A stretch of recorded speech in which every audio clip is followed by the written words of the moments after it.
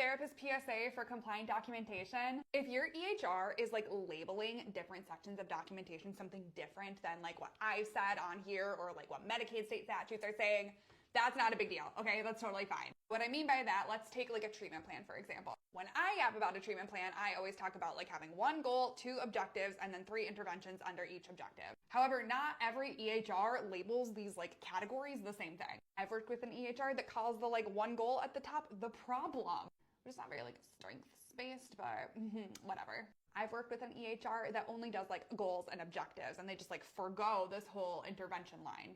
And so every EHR's style is a little bit different. Every EHR's like what they're labeling things is a little bit different because they want to be like quirky and unique is my only guess. But just know from like an insurance compliance standpoint, the labels don't matter. How progressive of these insurance companies.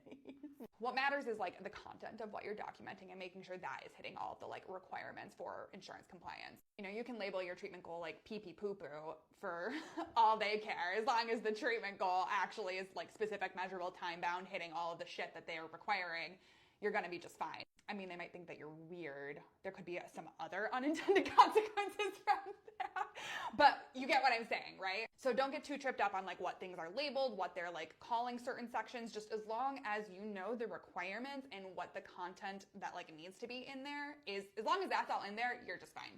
I did just roll out a training called Autonomy and fucking Dare You, in which we go over like in depth the different like requirements for diagnostic assessments, treatment planning, and progress notes. So you can actually know what is required, and then again, you can translate that over into like whatever your EHR actually calls that shit.